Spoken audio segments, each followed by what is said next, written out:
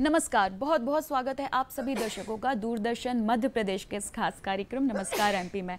आज मैं हूं आप सभी के साथ सृष्टिका और दर्शकों कार्यक्रम में हमेशा की तरह है जैसे कि हम शुरुआत करते हैं, लेकिन सबसे पहले आप सभी को नए साल की बहुत बहुत बधाइयां देना चाहूँगी।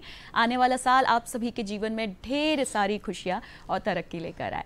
चलिए आगे बढ़ते हैं और आपके साथ साझा करते हैं, आपको बताते हैं कि क्या है आज की तिथि। विक्रम संवत 2080, माह है मार्गशीर्ष और आज है इस माह के कृष्ण पक्ष की सप्तमी तिथि। तारीख है 3 जनवरी 2024 और दिन है बुधवार।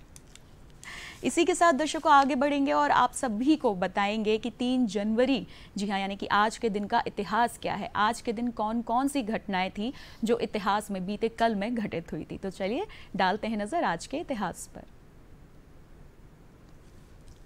सन 1621 में 3 जनवरी यानी कि आज ही के दिन महान वैज्ञानिक गैलीलियो ने दूरबीन की खोज की थी। सन 1894 में रविंद्रनाथ टैगोर जी ने शांति निकेतन में पौष मेले का उद्घाटन किया था।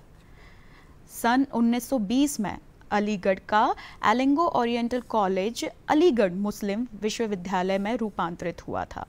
सन 1943 में टेलीविज़न पर पहली बार गुमशुदा लोगों के बारे में सूचना का प्रसारण किया गया था। सन 1968 में भारत के पहले मौसम विज्ञान रॉकेट मेनका का प्रक्षेपण हुआ था।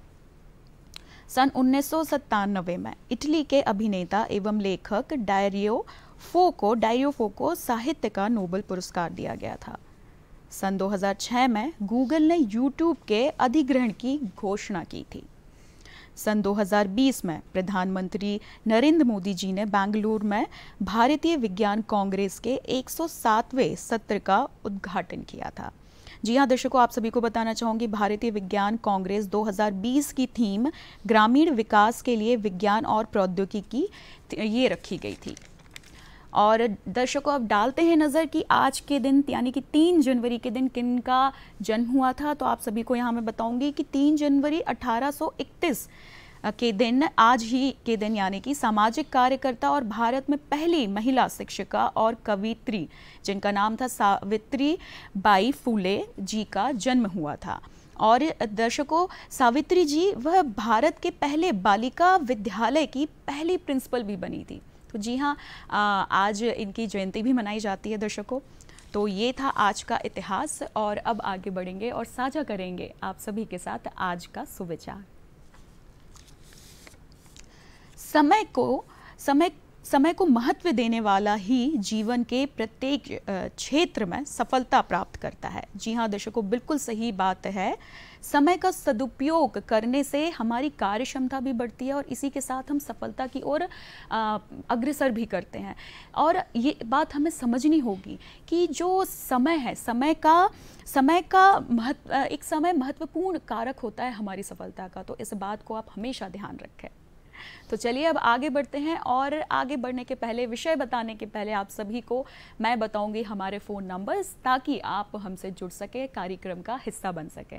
तो चलिए आपको सबसे पहले मैं बताती हूँ हमारा लैंडलाइन नंबर जो कि है 0755-266-0049। इसी के साथ दूसरा हमारा नंबर जो कि एक टोल फ्री नंबर है 1800-233-0040। तो जी हाँ, इन नंबर्स के माध्यम से आप हमसे जुड़ सकते हैं।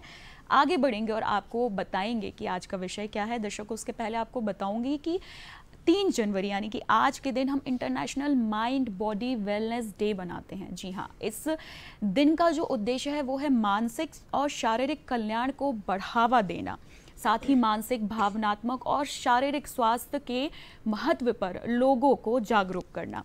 जी हाँ दर्शकों, और हेल्दी बॉडी हेल्दी माइंड ये तो आप सभी ने सुना ही होगा। जी हाँ, हम ये दोनों ही एक दूसरे से जुड़े हुए हैं। वो कहते हैं ना कि एक अच्छे शरीर में अच्छा मन रहता है और एक अच्छा मन एक अच्छे शरीर का निर्माण करता है। तो जी हाँ, ये एक दूसरे से जुड़े हुए हैं और दर्शकों इनका संतुलन, आपस में संतुलन बेहद ही ज़रूरी है क्योंकि सर्वोत्तम संभव बनने से ज़्यादा महत्वपूर्ण कुछ भी नहीं होता है। जी हाँ, और आज इसी विषय पर हम आप सभी से बातचीत करेंगे और ये हर साल साल की शुरुआत में ही मनाया जाता है, क्योंकि साल की शुरुआत से बेहतर और क्या ही समय होगा इस बात के प्रति जागरूक होने का। तो जी हाँ, आज इस विषय पे आप सभी के साथ चर्चा करेंगे, और इस विषय पे जिनके साथ हम चर्चा करने वाले हैं उनसे आपका परिचय करा देते हैं। इस विषय पे आज चर्चा के लिए हमारे साथ हैं जानी मानी चिकित्सक डॉक्टर रोमा भट्टाचार्य। मैम, बहुत बहुत स्वागत है आपका।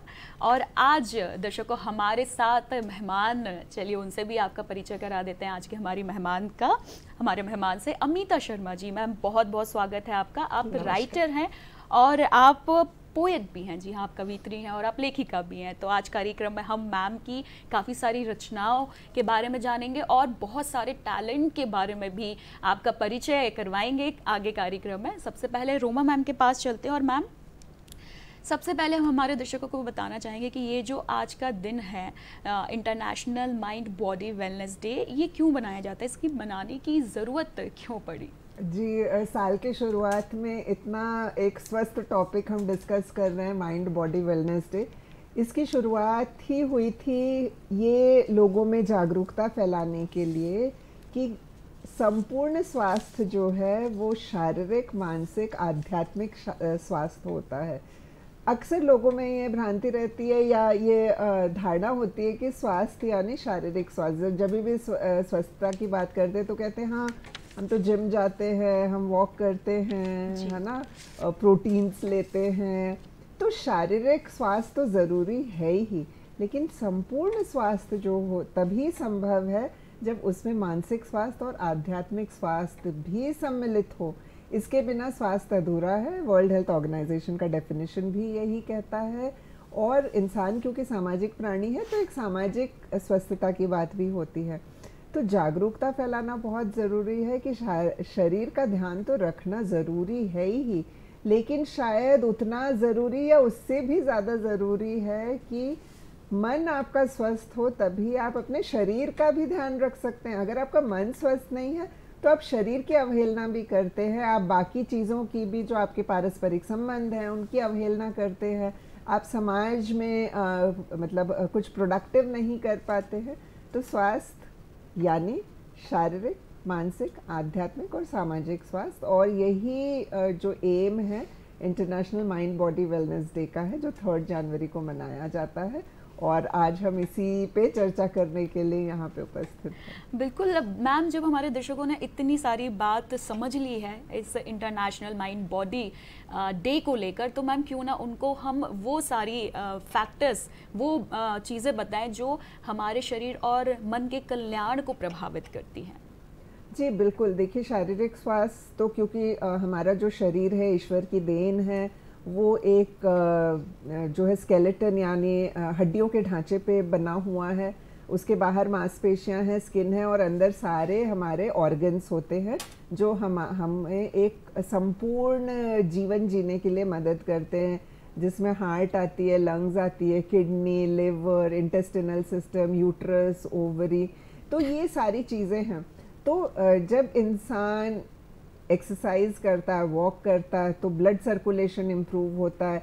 ब्रीदिंग एक्सरसाइजेस ज़रूरी है ताकि हम प्रॉपर तरीके से ऑक्सीजन ले सके, हमारे फेफड़े जो है वो 100% काम कर सके।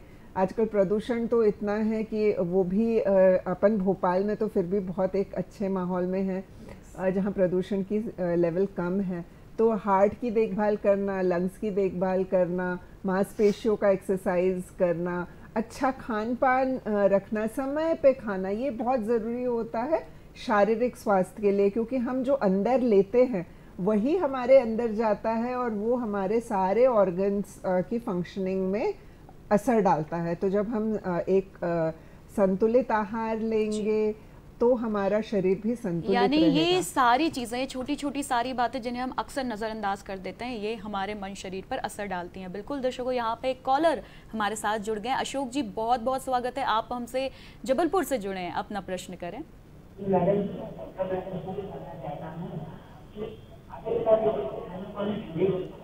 अशोक जी, आपकी आवाज़ हम तक ठीक से नहीं पहुंच रही है। टीवी भी ऑन रखा है। अशोक जी, अगर आप हमें सुन सकते हैं तो आप अपना टीवी का वॉल्यूम बंद कर दें।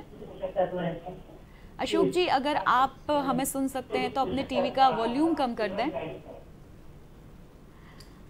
अशोक जी, आपका प्रश्न हम तक अभी नहीं पहुंचा है। आपसे मैं निवेदन करती हूं कि अपने टीवी को म्यूट करके प्रश्न करें। शायद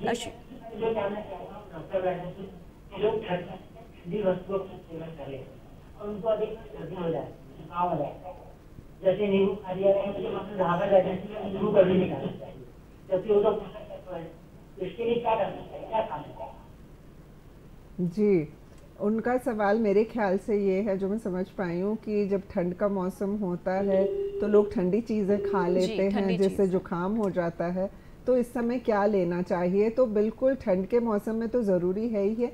वैसे भी हम लोग यही कहते हैं कि आप जितना हो सके सुबह उठ के कुनकुना गर्म पानी पीजिए, और जो वो नींबू की बात कर रहे हैं, बल्कि कुनकुने गर्म पानी में नींबू का रस डाल के पीना बहुत ज़रूरी है। उससे विटामिन सी पहुंचता है, और विटामिन सी सर्दी जुकाम से हमें दूर रखता है। तो हमेशा कोशिश करें कि गर्म चीज़ें ले, गर्म चीज़ें खाएं, एकदम बहुत ऐसे गर्म नहीं, लेकिन जो खा सकते हैं उतनी गर्म चीज़ें खानी चाहिए। ठंड में ज़रूरी है कि हम लोग ड्राई फ्रूट्स का सेवन करें, उसमें नट्स है, एप्रिकॉट्स है, ड्राई फ्रूट्स ले। भारत तो चाय के बिना आगे ही नहीं बढ़ता, तो चाय तो बहुत अच्छी बात है, लेकिन अगर हम कोशिश करें कि हम ब्लैक टी, काली चाय पिएं बिना दूध और शक्कर के, वो बहुत अच्छा रहता है। शक्कर की मात्रा कम से कम इस्तेमाल करें, बहुत ज़्यादा तली हुई चीज़ें जो हैं वो ना खाएं, गरम चीज़ें ले, दोबारा मैं कहूँगी ड्राई फ्रूट्स ले, गरम खाना खाएं, जो अभी बना हो वो खाना खाएं। अवॉइड करें पैक्ड फूड आइटम्स खाने की, कि ये हमने पैकेट खोल के जो रेडी टू मेक होता है वो ज़्यादा अच्छे नहीं होते, प्रेजर्वेटिव्स उसमें बहुत होते हैं, पैक्ड नमकीन, ये सब जहाँ तक है अवॉइड करें। कई लोगों को व्हीट नहीं सूट होता है, ग्लूटेन से प्रॉब्लम है, तो वो देखें। हम मिलेट्स ले, है ना, गरम चीज़ें ले, और समय पे खाएं। फल, हर भोजन के पहले फल ज़रूर खाएं, और समय पे खाएं। और बहुत रात को खाना खाना भी उचित नहीं है। अपन तो कहते ही है ना कि सूर्यास्त के समय खाना खा लेना चाहिए, पर ठीक है, बहुत देर रात को 9 बजे के बाद खाना नहीं खाना चाहिए। और सबसे ज़रूरी है कि खाने को संतुलित रखें, प्रोटीन, कार्बोहाइड्रेट्स, फैट संतुलित मात्रा में ले। लोग अक्सर कहते हैं कि फैट्स ना ले, नहीं, फैट लेना बहुत ज़रूरी है। आप घी खा सकते हैं ठंड में, ये बहुत अच्छा रहता है। तो खान पान का ध्यान, कहीं ना कहीं ये बात मैम आप पहले भी बता रही थी कि हमें खान पान पे भी ध्यान देना होगा। बहुत सारी छोटी छोटी चीज़ें होती हैं दर्शकों जिनको हम नज़रअंदाज कर देते हैं, जैसे कि टाइम पर सोना या फिर प्रॉपर अपना आहार लेना, और ये छोटी छोटी सारी चीज़ें हमारे स्वास्थ्य पर असर डालती हैं। और भी बहुत सारी चीज़ें हैं जो हमारे स्वास्थ्य पर असर डालती हैं दर्शकों। और जो कई ऐसी चीज़ें भी हैं साथ में जो हम करते तो हैं, लेकिन हमें समझ नहीं आता कि कहीं ना कहीं हमारे मन पे भी असर डाल रही हैं। कि मन कई चीज़ों को करके, आप देखिएगा कभी कुछ चीज़ों को करके मन बड़ा ही प्रफुल्लित होता है, और कुछ चीज़ों को करके मन को इतनी कोई खुशी नहीं मिलती है। यानी कि जो भी हम कर रहे हैं, हमारे एक्शंस हमारे मन पर असर डालते हैं। तो और क्या क्या बातें असर डालती हैं मैं आपको बताती हूँ। कई बार आप एक अच्छा गीत सुन लेते हैं तो भी आपका मन अच्छा हो जाता है, आप अच्छी पोयम सुन लेते हैं तो भी आपका मन अच्छा हो जाता है। तो क्यों ना आपको एक बहुत अच्छी पोयम सुनाई जाए, एक कविता सुनाई जाए, और उसके लिए हमें चलना होगा अमिता मैम के पास। आपको जैसे कि मैंने कहा था कि जो आज की हमारी मेहमान हैं अमिता मैम, वो मल्टी टैलेंटेड है। जी हाँ, वो एक वर्सेटाइल पर्सनालिटी है। क्यों है वो मैं आपको बताती हूँ दर्शकों। वो एक पेंटर भी हैं, वो एक सिंगर भी हैं, वो वास्तु कंसल्टेंट भी हैं, उन्होंने साइकोलॉजी से ऑनर्स भी किया हुआ है। इसी के साथ वो क्रिस्टल हीलर भी हैं। उन्होंने राष्ट्रीय स्तर के मुशायरों में भी हिस्सा लिया है। वो मधुबन आर्टिस्ट भी हैं, और उनकी जो कलाकृतियाँ हैं, यानी कि जो उनकी पेंटिंग्स है, वो देश विदेशों में भी प्रदर्शित करी गई हैं। और इसी के साथ मैम की 4 बुक्स भी पब्लिश हो चुकी हैं।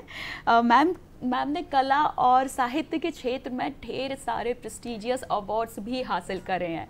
इतनी सारी उपलब्धियां हैं मैम। पुनः स्वागत करती हूँ आपका कार्यक्रम में। आज आप एक राइटर और कवित्री के तौर पे हमारे साथ उपस्थित हैं। बिल्कुल, तो मैम क्यों ना हमारे दर्शकों को सबसे पहले आपकी कोई सी कविता सुनाई जाए। और जैसे कि ये आज 3 जनवरी है, आज 3 जनवरी यानी कि साल की ही शुरुआत है, तो क्यों ना कुछ नए साल से संबंधित आपकी कोई पंक्तियां हमारे दर्शकों को आप प्रस्तुत करें। जी बिल्कुल सृष्टिका जी, सबसे पहले तो मैं आप सबका शुक्रिया अदा करूंगी जिन्होंने मुझे दर्शकों के समक्ष उपस्थित होने का मौका दिया, और सभी दर्शकों को मेरी तरफ से नव वर्ष की शुभकामनाएं। और आज mind and body wellness day है, तो मैं सबके लिए यही प्रार्थना करूंगी कि सब पूर्ण रूप से स्वस्थ रहें, खुश रहें और मस्त रहें। ये बहुत ज़रूरी है हमारे लाइफ में जी। और नए साल का आपने कहा, तो नए साल का आगाज़ सही बात है कि कुछ पंक्तियों के साथ होना चाहिए और पॉजिटिव पंक्तियों के साथ होना चाहिए। तो मैंने कुछ लाइनें लिखने का प्रयास किया था, वो मैं आप सबके समक्ष साझा कर रही हूँ। नए वर्ष की भोर सुनहरी, नए वर्ष की भोर सुनहरी, मन में है उत्साह भरे। नए वर्ष की भोर सुनहरी, मन में है उत्साह भरे। निराशा का तिमिर हटा, नव ऊर्जा का संचार करे। वाह। नए जोश से ओतप्रोत हो, नए जोश से ओतप्रोत हो, सफलता का अध्याय रचे। चहु ओर हो जय जयकार, जनमानस में उल्लास जगे। बहुत ज़रूरी है आज की तारीख में खुश रहना। नहीं है झुकना कभी हार कर, नहीं है झुकना कभी हार कर, मन में यह विश्वास रहे। नॉर्मली आजकल जैसे मैम भी हैं साइकेट्रिस्ट हैं, मेरा भी मनोवैज्ञानिक पृष्ठभूमि है, तो हम लोगों ने ये ऑब्ज़र्व किया है और मैम तो आए दिन ऑब्ज़र्व करती होंगी कि निगेटिविटी बहुत हावी रहती है, डिप्रेशन आज की जनरेशन पे बहुत हावी रहती है। तो ठीक है, मैम काउंसलिंग और अपनी थेरेपीज़ के थ्रू करती हैं, और मैंने कोशिश किया है पंक्तियों के थ्रू ये संदेश पहुंचाने का जी। तो नहीं है झुकना कभी हार कर, मन में यह विश्वास रहे। सुख दुख है एक जीवन चक्र, सुख दुख है एक जीवन चक्र, क्यों इसकी कोई सोच करे। क्या सोचना, सुख के बाद दुख है, दुख के बाद सुख भी आएगा ही। हर रात के बाद सवेरा है, बस हर मानस यह ध्यान धरे। हाड़ मास का पुतला यह तन, हाड़ मास का पुतला यह तन, क्यों इसका अभिमान करे। झूठी माया मिट्टी की काया, झूठी माया मिट्टी की काया, अंत समय सब धूल पड़े। नए वर्ष की भोर सुनहरी, मन में है उत्साह भरे। निराशा का तिमिर हटाकर, नव ऊर्जा का संचार करे, नव ऊर्जा का संचार करे। क्या बात, बहुत सुंदर पंक्तियां। बहुत शुक्रिया, बहुत शुक्रिया। इतनी सुंदर पंक्तियां आपने लिखी मैम। बिल्कुल जैसे कि आपने कहा था कि साल की शुरुआत एक मोटिवेशन के साथ होनी चाहिए, और वो मोटिवेशन, वो प्रेरणा आपकी पंक्तियों में भरपूर दिख रही थी। मैम आपने जिक्र किया था कि खुश रहना बहुत ज़रूरी है, और जैसे कि आज international mind body wellness day है, तो मैम इसके उपलक्ष्य पे आप क्या कहना चाहेंगी। जैसा कि आपने बताया, मैं लेखिका हूँ, मैं पेंटिंग करती हूँ, मैं एस्ट्रोलॉजर भी हूँ, क्रिस्टल हीलर भी हूँ और वास्तु एक्सपर्ट भी हूँ और सेमी क्लासिकल सिंगर हूँ। तो हर जगह अगर आप देखें तो जब तक मन खुश नहीं रहेगा तब तक हम कुछ भी नहीं कर सकते। हमारे राइटिंग भी हमने देखा है, लेखन भी जो होता है, जब हमारा मन बहुत निराशा के भाव में होता है या हम आसपास के माहौल में निराशा देखते हैं तो हमारी पंक्तियां भी वैसे निकलती हैं। जी बिल्कुल। और बहुत पुराने प्राचीन काल से हमारे बुजुर्गों ने कहा है, जैसा खाए अन्न वैसा होए मन। जी तो अगर हम खुश होके, जैसा आपने बताया कि फ्रेश फूड खाना चाहिए, स्टेल फूड नहीं खाना चाहिए, रखा हुआ जो बासी खाना होता है। मैं एक हीलर भी हूँ तो मैं एनर्जीज पे बात करूँगी कि ये जो है पॉजिटिव एनर्जीज को फ्रेश फूड हमें पॉजिटिव देता है। एनर्जी आपकी इस बात को हम जारी रखेंगे। यहाँ पर एक कॉलर हमारे साथ जुड़ गए हैं, मोहित वर्मा जी। आप रोहित वर्मा जी, आप सीहोर से हमसे जुड़े हैं, अपना प्रश्न करें रोहित जी।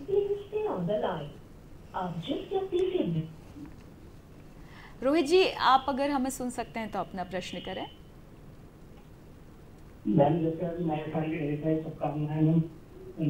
जी धन्यवाद। मैम मेरा सवाल ये है कि जो स्वस्थ मतलब जो विद्यार्थी जीवन है वो स्वस्थ कैसे अपने मन को रख सकता है, जैसे कि पढ़ाई में भी उसका मन लगा रहे और शारीरिक स्वास्थ्य भी उसका ठीक रहे। जी जी बिल्कुल।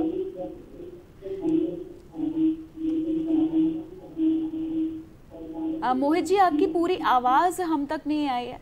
रोहित जी, पूरी आपकी आवाज़ हम तक नहीं आई है, पर जितना भी प्रश्न हमने आपका सुना है उसका रोमा मैम उत्तर आप दें। जी, वर्मा जी सीहोर से बोल रहे हैं, धन्यवाद। जो आपका प्रश्न है कि विद्यार्थी जो है कैसे अपने मन को स्वस्थ रखे, तो विद्यार्थी का काम तो बहुत ही फोकस का काम है कि उन्हें पढ़ाई में एकाग्र होके पढ़ाई करनी है, बाकी चीज़ों से डिस्ट्रैक्ट नहीं होना है। तो विद्यार्थी के लिए बहुत ज़रूरी है कि उनका तन मन दोनों ही स्वस्थ रहे, और उसके लिए जैसे पहले भी मैंने कहा, जो ज़रूरी चीज़ें हैं, खान पान है उसका ध्यान रखें, शारीरिक व्यायाम करना भी ज़रूरी है, और विद्यार्थी के लिए भी सबसे ज़रूरी है कि उनकी निद्रा जो हो, स्लीप जो हो, वो बहुत इम्पॉर्टेंट है। लोग सोचते हैं स्टूडेंट है, परीक्षा देना है तो रात रात को जग के पढ़ाई करनी है, 3 घंटे ही सो जाएंगे तो बहुत है। नहीं, नींद संपूर्ण रूप से होना बहुत ज़रूरी है। ब्रेन का जो साइकिल है, स्लीप साइकिल है, उसको सही रखना ज़रूरी है। सही समय पे सोना ज़रूरी है कि आप 9:30, 10, 10:30 के अंदर सो जाएं, सुबह 6 तक उठ जाएं, अपनी दिनचर्या का काम करके आप एकाग्र हो के मन शांत रख के पढ़ाई करें।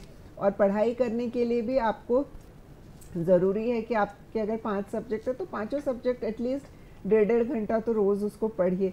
एक ही चीज़ जब आप पढ़ते रहते हो तो ब्रेन में मोनोटनी पैदा हो जाती है, और फिर उसमें डलनेस आती है, और पढ़ी हुई चीज़ भी ऐसा लगता है कि याद नहीं है। तो ब्रेन को भी मोटिवेशन चाहिए, उनको भी नॉवेल्टी चाहिए, तो चैप्टर्स चेंज करे, सब्जेक्ट चेंज करे कुछ समय बाद, और वापस उस सब्जेक्ट में आइए।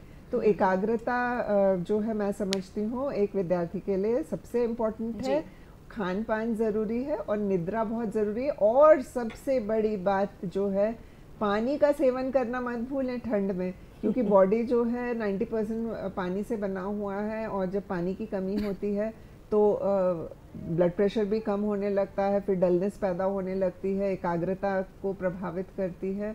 और सुबह उठ के या बीच में डीप ब्रीदिंग एक्सरसाइज करें, और जहाँ पे पढ़ रहे हैं उस जगह को साफ सुथरा व्यवस्थित रखें। बिल्कुल। और कुछ समय के लिए अपने आप को एंटरटेन भी करें। जी बिल्कुल, इन सारी चीज़ों का, ये छोटी छोटी चीज़ें भी बहुत असर डालती हैं, इसलिए इन छोटी चीज़ों पर भी हमको गौर फरमाना चाहिए। हम बातचीत कर रहे थे अमिता मैम से, और अमिता मैम हमें पॉजिटिविटी के बारे में बता रही थी। मैम प्लीज़ आप अपने जी बिल्कुल सृष्टिका जी, जैसा मैंने कहा कि मैं क्रिस्टल हीलर हूँ, तो मैं एनर्जी से रिलेटेड बात करूँगी कि पॉजिटिव एनर्जी जो है वो खुश रहने के लिए बहुत ज़रूरी है। हमारे आसपास का ऑरा, हमारे आसपास का वातावरण, वो कहीं ना कहीं हमें पॉजिटिविटी देता है। हम जितने ही मटेरियलिस्टिक वर्ल्ड में जितना ज़्यादा रहते हैं, हम नेगेटिविटी को उतना ज़्यादा अट्रैक्ट करते हैं। तो कोशिश करें कि पेड़ पौधे लगाएं, उससे हमारी ग्रीनरी भी बढ़ेगी, और पॉल्यूशन का भी जो आज की डेट में बहुत ज्वलंत मुद्दा है वो समाप्त होगा। और नए वर्ष में हम ये कह सकते हैं, हमारा ये रेजोल्यूशन होना चाहिए कि हर व्यक्ति जो है अपने घर में एक पौधा लगाए, जिससे कि 1 से 11 बनेंगे वो, और सकारात्मक ऊर्जा का प्रवाह जो है वो घर में भी होगा। ये वास्तु के दृष्टिकोण से भी फ़ायदेमंद रहता है कि जो कुछ पेड़ हैं, जैसे जेड का प्लांट है, जेड का प्लांट जो है वो पॉजिटिविटी देता है, अपराजिता का प्लांट है, ये पॉजिटिविटी देता है हमें। तो इस तरह के जो प्लांट्स हैं वो अपने घर में ज़रूर लगाएं, इससे सकारात्मक ऊर्जा आएगी। सकारात्मक ऊर्जा आएगी तो मन खुश होगा।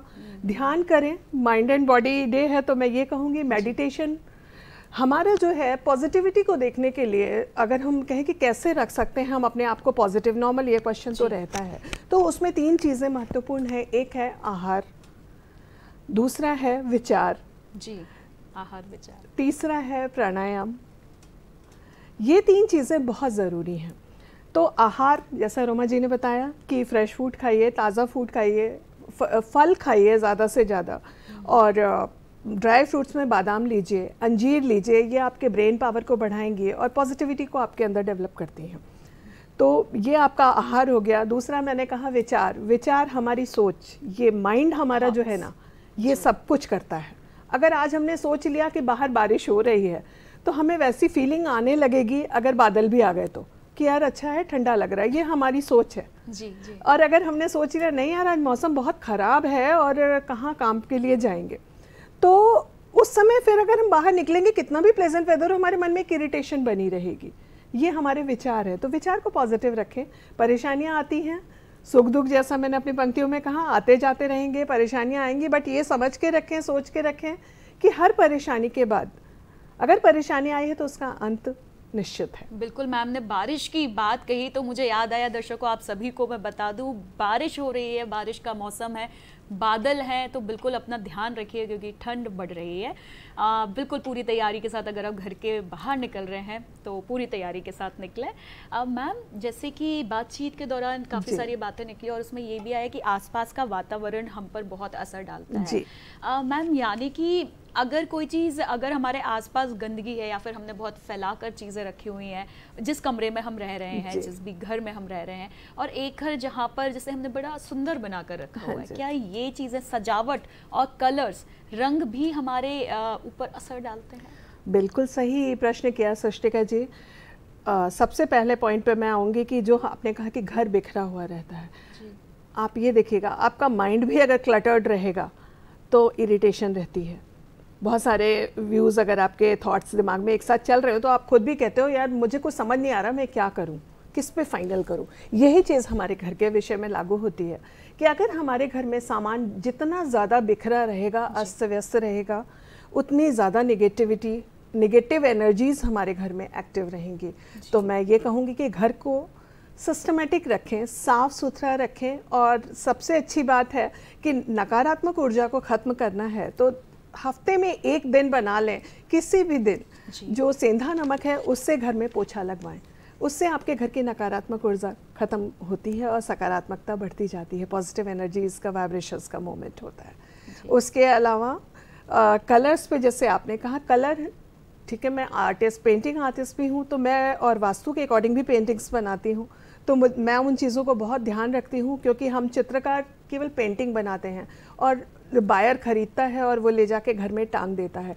अगर नॉर्मली एक छोटा सा एग्जांपल मैं दे रही हूँ, उगते हुए सूरज के आपने पेंटिंग बनाई, आपने उसमें पॉजिटिविटी डाली है और वो बहुत कुछ जो ड्रॉ कर रहा है, पेंट कर रहा है, उसके माइंडसेट पे भी डिपेंड करता है। हम जब कलर चूज़ करते हैं तो हम अपने माइंड के स्टेटस के हिसाब से उस समय करते हैं, जैसे हमारे विचार होंगे हमारा सिलेक्शन वैसा ही होगा। यही चीज़ घरों में भी है। यानी बिल्कुल सही कहा। रोमा मैम मैं आपसे जानना चाहूँगी कि जो मैम ने बात कही उससे ये बात निकल कर आती है कि जो हम देखते हैं उसका भी बहुत गहरा असर हमारे मन पर पड़ता है, क्या बताना चाहिए? बिल्कुल, मस्तिष्क जो है it's a two way mechanism, मतलब जो दिमाग में है वो हमारे व्यवहार में झलकता है, हमारे आसपास के वातावरण को भी नियंत्रित करता है, क्योंकि अगर हम चिड़चिड़ाएंगे, हम गुस्सा करेंगे तो हमारे आसपास के लोगों का मन भी जो है विचलित रहेगा और जो वातावरण है वो संतुलित नहीं रहेगा। और ठीक उसी तरह अगर वातावरण में बिखराव है, वातावरण नियंत्रित नहीं है, संतुलित नहीं है, स्वच्छ नहीं है, तो वो हमारे मन को भी प्रभावित करता है। इसलिए कहा जाता है ना कि आप अच्छे दोस्त बनाइए, हमेशा ये कहा जाता है कि आपकी संगत कैसी है। तो हर चीज़ जो आपके आसपास है वो बहुत महत्वपूर्ण है। और जब हम घर की बात करते हैं, क्योंकि इंसान हम समाज में रहते हैं, समाज का अंश होता है परिवार, और परिवार एक घर में रहते हैं, तो घर में व्यवस्थित रखना, उसको साफ सुथरा रखना ये तो ज़रूरी है ही है। जैसे आप रंगों की बात कर रही थी, तो जो रंग आपके आसपास होते हैं, खासकर दीवारों में होते हैं या कर्टन्स होते हैं, पर्दे होते हैं, बेडशीट्स होते हैं, जो बहुत ज़्यादा स्पेस लेते हैं, उन रंगों को जितना हो सके, खासकर बेडरूम्स है या पूजा का घर है या स्टडी घर है, तो उसको बहुत लाइट कलर्स रहना चाहिए, जो ऊर्जा दे, जो एक लाइट एनर्जी दे। बहुत डार्क कलर्स जो है ना वो डिप्रेस करती हैं। आप ड्राइंग रूम में ब्राइट कलर्स रख सकते हैं, लेकिन आजकल जो है अगर आप बहुत डार्क कलर्स यूज़ कर रहे हैं जो आपको बहुत घंटों तक जिसमें आपको रहना है, तो वो कोशिश करें ना हो। जितना सनलाइट घरों के अंदर, कमरे के अंदर आ सके, है ना, सूर्य की ऊर्जा आ सके, वो बहुत ज़रूरी है। शांत वातावरण होना चाहिए जहाँ पे आप सोते हैं, व्यवस्थित होना चाहिए, साफ़ सुथरा होना चाहिए। तो आपके इर्द गिर्द की हर चीज़ जो है आपको प्रभावित करती है। तेज़ आवाज़, तेज़ नॉइज़, ये भी आपके मन में इरिटेशन पैदा करती है, आपकी एकाग्रता पे असर करती है, आपकी प्रोडक्टिविटी कम करती है जी। तो हर चीज़ का एक समय होता है, समय का सदुपयोग करिए। जैसे आपने शुरू में ही कहा था कि जो इंसान समय की महत्व को समझता है वही सक्सेसफुल होता है। तो हर कार्य का भी एक समय अपना समय होता है, बिल्कुल। और अगर हम हर कार्य को समय पे करने लगे तो एक बड़ा बदलाव हम अपने जीवन में देख सकते हैं। बिल्कुल दर्शकों, यहाँ पर एक कॉलर और हमारे साथ जुड़ गए हैं। प्रदीप जी, बहुत बहुत स्वागत है आपका, अपना प्रश्न करें। सत श्री अकाल, मैं प्रदीप बोल रहा हूँ। आज सभी को नव वर्ष की हार्दिक शुभकामनाएं। मैं तो रूमा भट्टाचार्य जी से ये पूछना चाहता हूँ कि अंतरराष्ट्रीय मन क्या होता है? ये तो बॉडी है, वो मन के साथ ठहरेगा तो लोकल होगा। नेशनल इंटरनेशनल मन क्या होता है? मैं डोंट टेक एनीथिंग अदरवाइज। तो अंतरराष्ट्रीय मन शरीर के स्वास्थ्य के लिए ज्यादा अच्छा है कि वो मन जो आपके शरीर के साथ ठहरे? ये मतलब आज पता चला कि मन को भी क्लासीफाई किया जाता है, तो थोड़ा सा प्लीज बताइए। दूसरा प्रश्न मेरा मैडम से है, जो एस्ट्रोलॉजर है, क्रिस्टल हीलर है, कि मैडम मन को कौन सा ग्रह जो है वो रिप्रेजेंट करता है, और यदि मन अंतरराष्ट्रीय हो गया है तो उसको लोकल लेवल पर, नेशनल लेवल पर कैसे आपके शरीर के साथ लेकर आया जाए, तो कौन सा ग्रह मजबूत करे, वो क्रिस्टल हीलिंग से कैसे किया जाता है, इसकी क्या थेरेपी है बताइए। क्योंकि जो मन अंतरराष्ट्रीय हो जाएगा ना, फिर वो तो मन चला गया, रोमिंग पे चला गया, फिर आपके साथ कौन ठहरेगा? आपका विकास कैसे होगा? चंचल मन अच्छा थोड़ी होता है, बताइए प्लीज, है ना। जी बिल्कुल। ये international mind body wellness day है, यानी मन और शरीर में संतुलित कैसे रहा जाए उस चीज़ की जागरूकता के लिए इंटरनेशनली, यानी हर देश में इस दिवस को मनाया जाता है। माइंड इंटरनेशनल नहीं है, मन तो आपके मस्तिष्क में जो विचार पैदा हो रहे हैं वही मन है। मन कोई ऑर्गन नहीं है, वो आपके अंदर के जो विचार है, जो आपका मस्तिष्क जो विचार पैदा करे, जैसी सोच पैदा करे, उसके अंदर जैसे भाव आ रहे, इमोशंस आ रही हैं, उसको मन कहा जाता है। और ये दिवस इंटरनेशनल दिवस है, तो दिवस इंटरनेशनल है, मन इंटरनेशनल नहीं है। मन रोमिंग में नहीं जा रहा है, लेकिन आज क्योंकि डिजिटल ज़माना है, इंटरनेट का इतना बोलबाला है, तो हमारे बच्चों को, हमको बाहर के देशों की, दूर दराज के देशों की भी सूचना मिलती है। ये हमारी विज्ञान का असर है, ये हमारी जो है ह्यूमन डेवलपमेंट का असर है कि आज हम यहाँ बैठ के रशिया यूक्रेन में क्या हो रहा है वो भी सुन सकते हैं, समझ सकते हैं। कोई जगह बहुत अच्छा कोई कार्य हो रहा है उसकी जानकारी भी ले सकते हैं। तो हम मोटिवेट भी होते हैं बाहर देशों के अच्छाइयों से, और हमें ये भी समझ में आता है कि बाहर देश जो क्या गलती कर रहे हैं वो हम ना करें। हम तो इससे मैम ये भी समझ सकते हैं कि हम कितने प्रिविलेज हैं, हम कितने ब्लेस्ड हैं कि हमें क्या क्या चीज़ें मिल रही हैं। बिल्कुल। और कई बार समटाइम्स प्रदीप जी हमें चीज़ें, जो शब्द हैं, उन शब्द को समझना चाहिए, ना कि उस पर ये कि इंटरनेशनल मन और बॉडी क्या होता है। ये तो देखिए बहुत ही ऑब्वियस सी बात थी कि एक्चुअली इसको दुनिया भर में मनाया जाता है, इसलिए इसे इंटरनेशनल शब्द से शुरू किया गया। मैं रोकूंगी और प्रदीप जी के प्रश्न का जो उत्तर है ज्योतिष के अकॉर्डिंग मैं देना चाहूँगी। बहुत अच्छा प्रश्न इन्होंने किया कि मन हमारा अंतर्राष्ट्रीय हो जाए तो क्या करना चाहिए, इनका ये प्रश्न था। तो प्रदीप जी, सबसे पहले तो नववर्ष की शुभकामनाएं आपको। और मन हमारा राष्ट्रीय और अंतर्राष्ट्रीय तो नहीं हो सकता। हाँ, उसको अगर हम प्रैक्टिकल वे में देखें तो जब हम अपने देश के विषय में, अपने आसपास के परिवेश के विषय में सोच रहे हैं तो आप ये सोच सकते हैं खुश होने के लिए कि हमारा मन राष्ट्रीय है, और जब विदेश के किसी अमेरिका, चीन, जापान, लंदन के बारे में सोच रहे हैं तो वो अंतर्राष्ट्रीय कह सकते हो। ये प्रैक्टिकल जो अननोन लोग हैं, जिसे नहीं पता, लेमैन के लैंग्वेज में मैं बोल रही हूँ। लेकिन अगर हम साइकेट्रिस्ट के पॉइंट ऑफ व्यू से देखें या ज्योतिष के, तो ज्योतिष में मन का कारक चंद्रमा होता है हमारा। ये आपके प्रश्न का उत्तर है कि आपने कहा मन चंचल हो, अंतर्राष्ट्रीय हो जाए तो उसे कैसे ठीक किया जाए। आप अपने चंद्रमा को शांत करिए, मजबूत करिए, आपका मन एकाग्र होने लगेगा, आपका मन राष्ट्रीय और अंतर्राष्ट्रीय में भ्रमित नहीं होगा और ना घूमेगा। और दूसरा, आपका मन विदेश कैसे आप जाओ, या जो आपने प्रश्न किया उसके लिए है राहु आपके लिए बहुत जिम्मेदार होता है ग्रह। अगर राहु आपका मजबूत है, अच्छे कर्म स्थान में है, अच्छी जगह पे प्लेस्ड है, तो आप विदेश में भी जा सकते हैं, आपका मन अंतर्राष्ट्रीय हो जाएगा।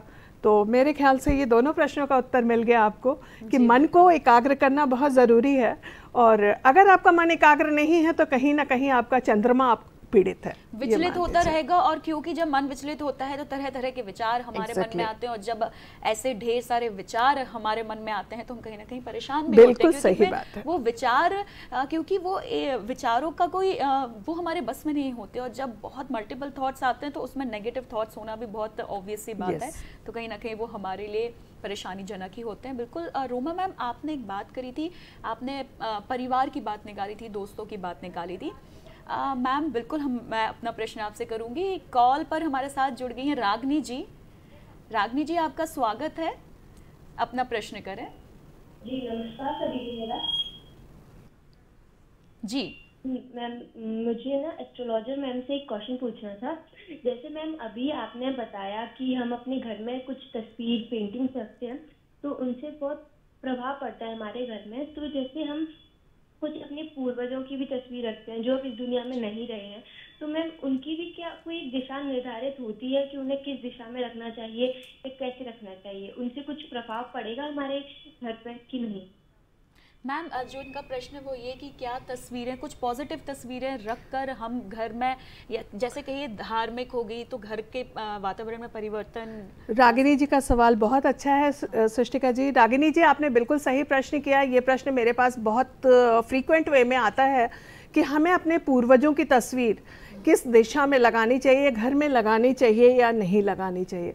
सबसे पहले तो मैं कहूँगी कि पूर्वजों की या हमारे जो ऐसे लोग जो हमारे घर में अब आज की तारीख में हमारे जीवन में जीवित नहीं है हमारे साथ, उनकी तस्वीर हम अगर घर में ना लगाएं वो ज़्यादा बेहतर रहेगा। क्योंकि अगर हम उनकी तस्वीर लगाते हैं तो एक तरह से, जैसे आप इसको प्रैक्टिकली माने कि अगर हम देवी देवता की किसी की तस्वीर लगाते हैं तो हम उसका आह्वान कर रहे हैं अपने घर में, हम उसे आमंत्रित कर रहे हैं। तो आप उस डिपार्टेड सोल को, जो आत्मा जा चुकी है इस दुनिया को छोड़ के, आप उसे वापस इस दुनिया में लाना चाहते हैं। आप ये सोचिए कि कल को आपके किसी भी जान पहचान या मित्र या आपके रिश्तेदार में जिसकी फ़ोटो आप लगाना चाहते हैं वो बहुत कष्ट सह के गया है इस दुनिया से, और क्या आप चाहेंगे कि वो वापस उसकी आत्मा यहाँ के उस कष्ट को महसूस करे? जी मेरे ख्याल से बिल्कुल नहीं चाहेंगे।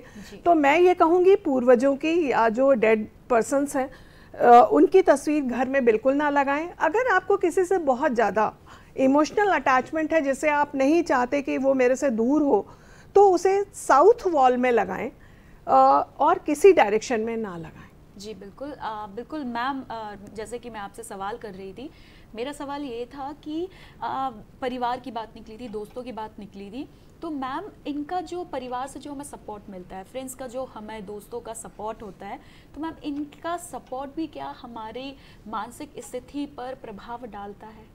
बिल्कुल, जैसे मैंने कहा ना कि मन टू वे चैनल है, तो बिल्कुल जैसे हमारी संगत होती है उसका प्रभाव हम पे बहुत पड़ता है। अगर हम ऐसे किसी इंसान का साथ रखते हैं और कई बार उनसे मिलते हैं या आमतौर पे मिलते रहते हैं, तो वो लोगों की सोच विचार, उनका व्यवहार भी हम पे बिल्कुल असर डालता है। और ये बात खासकर छोटे बच्चों और किशोरावस्था के लोगों पर बहुत ज़्यादा असर करती है। तो जैसा संगत होता है वैसा ही आपका मन और व्यवहार भी प्रभावित होता है। बिल्कुल मैम, लेकिन आज के समय में अगर हम देखें तो जो आज का सिनेरियो है वो ये कि लोग मदद मांगने में बहुत झिझक रखते हैं। आज के समय में वो मदद मांगना नहीं आज मतलब ले रहे होते हैं। तो मैम ये कितना सही है और हमें बेझिझक मदद लेनी चाहिए, इस बारे में क्या कहेंगे? बिल्कुल, हमें इंसान है हम, और ईश्वर ने हमें सोचने समझने की शक्ति दी है, और ये तो हमारे संसार का नियम ही होना चाहिए कि हम भी दूसरों के काम आए, और ज़रूरत पड़ने पे हम, ये कोई हमारे अंदर की कमी नहीं है कि हम किसी चीज़ के लिए मदद मांग रहे हैं, गाइडेंस ले रहे हैं, किसी से सुपरविज़न ले रहे हैं, ये हमारे भले के लिए है। और पॉजिटिव गाइडेंस लेना ये जीवन को सुचारू रूप से चलाने के लिए बहुत ज़रूरी है। जैसा आज ये हम प्रोग्राम कर रहे हैं, international mind body wellness day, international day है ये, तो इसमें हम बातें कर रहे हैं ना कि कैसे हम एक सकारात्मक दृष्टिकोण रखें, हम कैसे स्वस्थ रहें। तो हर बच्चा जो एक परिवार के अंदर है, उनके माता पिता तो उस बच्चे को गाइड करते ही हैं, लेकिन वो बच्चा बढ़ते हुए बच्चे पे ज़्यादा प्रभाव आती है उसके पीयर ग्रुप से, उसके हम उम्र के बच्चों से, और जो स्कूल में टीचर ने वो कहा, जो कोचिंग में टीचर ने कहा, या यूट्यूब में जो उसने देखा। तो जो बाहर से ग्रहण हम करते हैं वो बहुत इम्पोर्टेंट है। और जैसे मैं पहले भी कह रही थी कि आज दुनिया सिमट गई है, यानी कि हम बहुत दूर दराज की चीज़ों से आज हम कनेक्ट हो पाते हैं, तो वो पॉजिटिव भी है कि हमें बहुत जानकारी मिलती है। लेकिन एक बच्चा जो है उसे नहीं समझ में आता है कि कहाँ उसे रुकना है, when to decide not to indulge, है ना। ये हर चीज़ के लिए ज़रूरी है। जैसे ओवर ईटिंग अच्छी नहीं है, ओवर स्लीप अच्छी नहीं है, ओवर एक्सपोजर टू इंटरनेट, उसमें बहुत कुछ ऐसी चीज़ें होती हैं जो एक बढ़ते बच्चे को प्रभावित कर सकती है। तो सही समय पे मदद लेना, मदद मांगना, अगर हम किसी चीज़ में हमारी लत सी लग रही है उसको कंट्रोल करना, वो भी बहुत ज़रूरी है। यानी कि दर्शकों को मदद लेना और या फिर किसी की मदद करना या फिर कहीं सपोर्ट करना किसी को, ये बहुत ज़रूरी होता है, चाहे वो हमारे दोस्त हों, चाहे परिवार के लोग हों, चाहे हमारे कार्य स्थल यानी कि हमारे वर्क प्लेस पे हमारे कॉलीग्स हों, हमें सबका सपोर्ट और मदद बेझिझक होकर करनी चाहिए। और जब हमें ज़रूरत पड़े तो बिल्कुल आप उनसे हेल्प बिल्कुल मांगे, क्योंकि कहीं ना कहीं इसका असर हमारे मानसिक हमारे ऊपर पड़ता है, हमारे मन पे भी आता है, क्योंकि कहीं ना कहीं हमारा मन हमारी भावनाओं का जनक होता है, सारी भावनाएं बिल्कुल। और एक बात मुझे यहाँ पर आ रही है कि अपनी भावनाओं को लिखना, इस पर भी मैम से हम बात करेंगे बिल्कुल। मैं अमिता मैम के पास आती हूँ। मैम ने एक बात निकाली थी, वो बात मेरे मन में थी, सूर्य का प्रकाश जी। उस पर मैम आप क्या कहेंगे कि जो सूर्य का प्रकाश होता है, सूर्य की रोशनी होती है मैम, वो कितनी ज़रूरी है घर के अंदर आना? सृष्टिका जी बिल्कुल सही कहा आपने। सूर्य का प्रकाश जो है वो बहुत ज़रूरी है, क्योंकि सूर्य का प्रकाश जो है वो पॉजिटिविटी से भरा हुआ है। और अगर हम हेल्थ पॉइंट ऑफ व्यू से देखें तो विटामिन डी की जो कमी आती है हमारे शरीर में, वो सूर्य के प्रकाश को ना ग्रहण करने की वजह से। बचपन में हम लोग धूप में बैठ जाया करते थे, और धूप वो नहीं जो दोपहर की धूप होती है, सुबह की धूप, जो सुबह के कुछ घंटे होते हैं जिस समय जो वो धूप का, सूर्य की किरणें आती हैं, प्रकाश आता है, वो हमारे लिए विटामिन डी के लिए बहुत फ़ायदेमंद है। और उससे हड्डियों से संबंधित बहुत सारे रोग हैं जो कि नहीं होते तो या आराम मिलता है। इस बात को ध्यान में रखिए कि जो सूर्य का प्रकाश होता है, खासतौर से सुबह सुबह जो सूर्य की रोशनी होती है, वो आप ज़रूर लें, और घर में भी ज़्यादा से ज़्यादा उस रोशनी को प्रवेश होने दें, ताकि घर में एक पॉजिटिविटी आपकी आ सके। और मैम अब मैं चाहूँगी कि आप हमारे दर्शकों को, क्योंकि जैसे कि आप सिंगर भी हैं, तो मैं जहाँ तक मुझे पता है आप गज़ल्स लिखती भी हैं और गाती भी हैं, तो क्यों ना आपकी कुछ गज़ल हमारे दर्शकों को प्रस्तुत करें? बिल्कुल, आपने सही कहा, मैं सेमी क्लासिकल सिंगर हूँ और उसके अलावा गज़ल्स लिखती भी हूँ और गज़ल गाती भी हूँ, दोनों ही चीज़ें हैं। तो मैम आज जो आप गज़ल हमारे दर्शकों के लिए प्रस्तुत करेंगी, तो वो क्या आपकी लिखी हुई है? जी, मैं सबसे पहले सृष्टिका जी बताऊँ, मैं अपनी लिखी हुई गज़लें जो हैं वो ज़्यादा गाती हूँ, और लेती हूँ जगजीत सिंह साहब की, जैसे बहुत जो मेरे दिल को के नज़दीक हैं उनको लेती हूँ। और वैसे मैं ज़्यादातर अपनी ही गज़लें लिखती भी हूँ और गाती भी हूँ। तो मैं एक गज़ल गाने का तो मैं नहीं पूरा फुल फॉर्म में कहूँगी, क्योंकि उसके लिए बहुत सारे साथ चाहिए जिसके साथ हम गा सकते हैं। लेकिन हाँ, गज़ल में जो लोग दर्शक जो जानकार हैं, तहत और तरन्नुम दो तरीके होते हैं, तो मैं तरन्नुम में ज़रूर पढ़ूँगी। और ये गज़ल मेरी अपनी ही लिखी हुई है। जिसे चाहा था तुमने मैं वही हूँ, ये किसने कह दिया मैं अजनबी हूँ। जिसे चाहा था तुमने मैं वही हूँ। गुलिस्तां में बहारे जिंदगी हूँ, अगरचे एक लम्हे की खुशी हूँ। अगले शेर पर गौर फरमाइएगा। चमन में हर तरफ हैं जर्द पत्ते पीले पत्ते, और ये शेर मेरे दिल के बहुत करीब है, ये बताना चाहूँगी। चमन में हर तरफ हैं जर्द पत्ते, मैं अपनी शाख पर फिर भी हरी हूँ, ढलक जाऊंगी एक दिन पर अभी तो मैं आंसू बन के पलकों पे सजी हूँ। अब गज़ल का आखिरी शेर है, मक्ता जिसे हम कहते हैं। फना होना नहीं है मीत मुझको, फना होना नहीं है मीत मुझको, मोहब्बत की मैं ऐसी रोशनी हूँ, जिसे चाहा था तुमने मैं वही हूँ। वाह, बहुत बहुत बहुत शुक्रिया मैम, आपने बहुत शुक्रिया। खूबसूरत तरीके से अपनी भावनाओं को व्यक्त किया। बिल्कुल। और मैम आपकी गज़ल सुनने के बाद, आपकी पंक्तियाँ मैं ध्यान से सुन रही थी, तो ये कहीं ना कहीं जो राइटिंग, जो आपका लेखन होता है, ये आपकी भावनाओं का अभिव्यक्ति होती है, आपकी भावनाओं की। सृष्टिका जी, इसमें थोड़ा सा मैं वैचारिक मतभेद रखती हूँ। ये आपकी नहीं, ये आम जन धारणा है कि लेखक सिर्फ वही लिखता है जो उसकी खुद की भावना या खुद का एक्सपीरियंस होता है। ऐसा नहीं है।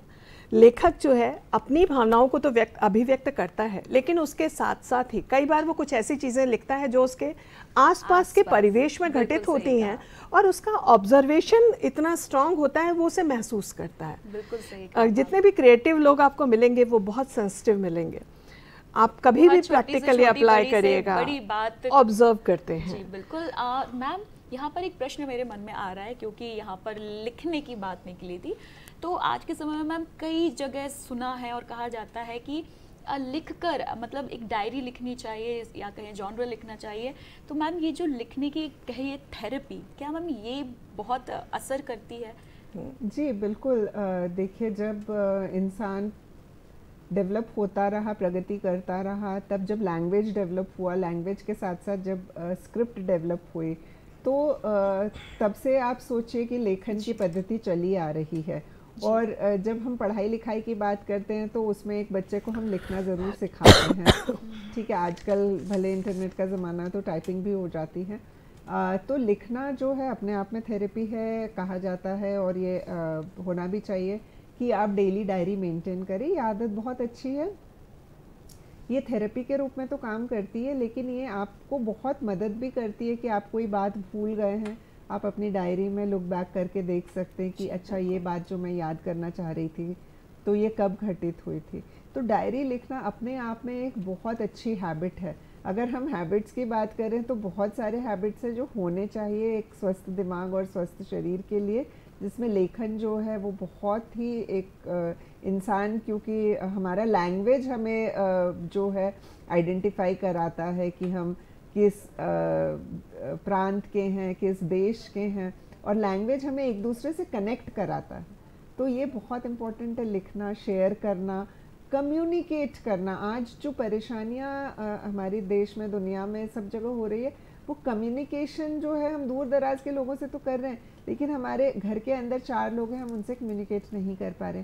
तो अपनी मन की बातें शेयर करना ये भी बहुत ज़रूरी है। और जैसे अपन बात कर रहे थे घर के अंदर की बात, सूर्य की प्रकाश की बात, तो वेंटिलेशन भी बहुत ज़रूरी है। सूर्य की रोशनी आने के साथ साथ शुद्ध हवा घर के अंदर आना, ये भी बहुत ज़रूरी है। तो जब घर बनाते हैं या घर का निर्माण करते हैं तो वेंटिलेशन, खिड़कियां, दरवाजे, इनका जो है ध्यान रखना भी बहुत ज़रूरी है। ये हमारे मन को और हमारे स्वास्थ्य को प्रभावित करती है। और वार्तालाप जो है, कम्युनिकेशन जो है, मन की भावनाओं को व्यक्त करना अपने अच्छे दोस्तों के साथ, अपने परिवार के लोगों के साथ, ये बहुत ज़रूरी है। अपने टीचर से शेयर करें कि हमें क्या डिफ़िकल्टी आ रही, मदद मांगें। ये छोटी छोटी चीज़ें हैं जो करना बहुत ज़रूरी है। आपने मदद मांगने की बात कही थी, और सबसे बड़ी बात आज अगर मैं बात करूं कि हर चीज़ को वैल्यू करना, ये बहुत ज़रूरी है। आप क्या काम कर रहे हो उस पर एकाग्र रहना, उस पर ध्यान केंद्रित करना। माइंडफुलनेस की अगर हम बात करें तो ये भी बहुत बहुत ज़रूरी है। जो काम कर रहे हैं उस पर ध्यान दें। आज मल्टीटास्किंग की बहुत बात होती है, लेकिन बहुत अच्छी नहीं होती है मल्टीटास्किंग। आप जो कर रहे हैं आपका तन मन उसमें केंद्रित होना चाहिए अगर आप कुछ अच्छा करना चाहते हैं तो। मल्टीटास्किंग तो मजबूरी है कि करनी पड़ती है कई बार, लेकिन ध्यान केंद्रित करके जिस चीज़ में आप एकाग्र होना चाह रहे हैं, डिस्ट्रैक्शंस कम से कम रखें अपने जीवन में, ये बहुत ज़रूरी है। मटेरियलिज्म की बात आ रही थी, हम हर चीज़ खरीदना चाहते हैं, हर चीज़ घर के अंदर जमा करना चाहते हैं, बल्कि मिनिमलिस्टिक एटीट्यूड जो है वो बहुत ज़रूरी है कि हम सिर्फ ज़रूरी चीज़ें अपने इर्द गिर्द रखें। ये चीज़ें हमारे मन को बहुत प्रभावित करती है, हमारे मन को केंद्रित करती है, हमारे मन का दिमाग का फोकस बढ़ाती है, हमारी रीजनिंग इम्प्रूव करती है, हमारी मेमोरी इम्प्रूव करती है। जब बहुत क्लटर आसपास होगा, अंदर होगा, तो हमारी मेमोरी भी प्रभावित होगी। मेमोरी प्रभावित होगी तो फिर मन कैसे अच्छा रहेगा जब आप भूलने लगोगे चीज़ों को, है ना। बहुत सारी चीज़ें होंगी तो आपको ध्यान भी नहीं रहेगा कहाँ क्या रखा है। वैसे ही मन के अंदर जब बहुत विचार तेज़ी से ओतप्रोत हो रहे हैं तो हमें नियंत्रित करना आना चाहिए, हमें फोकस करना, हमें प्रायोरिटाइज करनी है कि आज इस समय हमारे लिए क्या महत्वपूर्ण है। माइंडफुलनेस भी बहुत ज़रूरी है। बिल्कुल।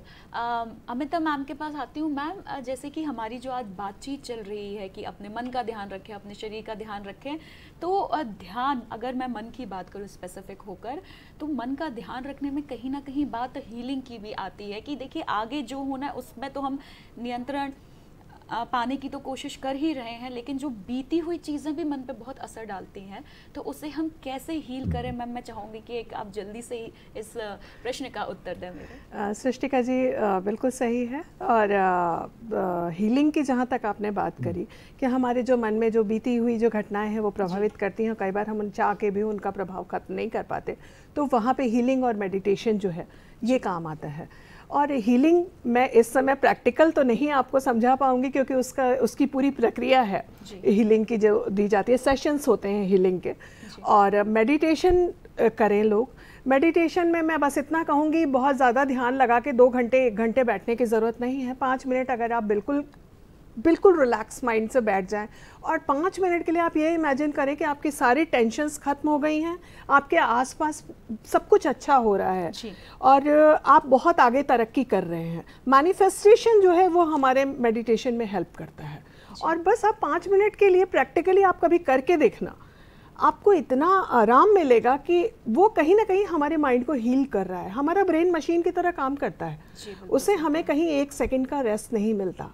जो लोग पिछली पास्ट घटनाओं से प्रभावित रहते हैं या डिप्रेस्ड रहते हैं, उनका माइंड हमेशा उस प्रोसेस को, सबकॉन्शियस माइंड चलाता रहता है।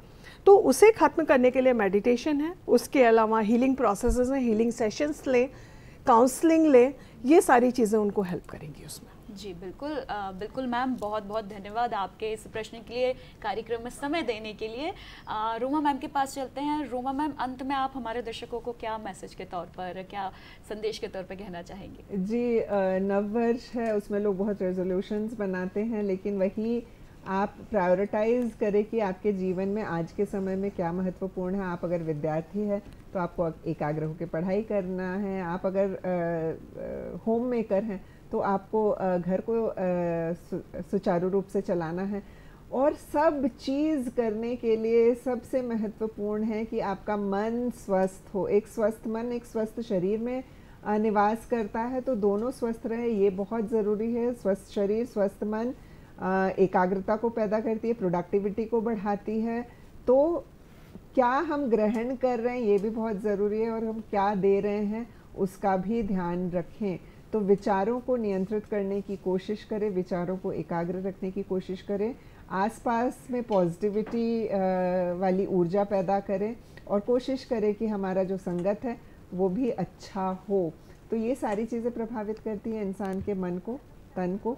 तो सबको जो है बहुत बहुत शुभकामनाएं। जी बिल्कुल मैम, बहुत अच्छा संदेश आपने अंत में हमारे दर्शकों को दिया। और दर्शकों कहते भी हैं कि एक स्वस्थ दिमाग और स्वस्थ भावना एक स्वस्थ शरीर का निर्माण करता है। तो जी हाँ, और साल की शुरुआत में ही अगर हम ये निश्चित कर लें कि हमें हमारे मन पर और शरीर पर ध्यान देना है, तो इससे बेहतर बात और क्या ही हो सकती है। रोमा मैम आपका और अमिता मैम आपका बहुत बहुत धन्यवाद कार्यक्रम में समय देने के लिए। दर्शकों उम्मीद करती हूँ कि आज का ये हमारा अंक आप सभी को पसंद आया होगा। अगले अंक में आपसे फिर मिलना होगा। मुझे अनुमति दीजिए, नमस्कार।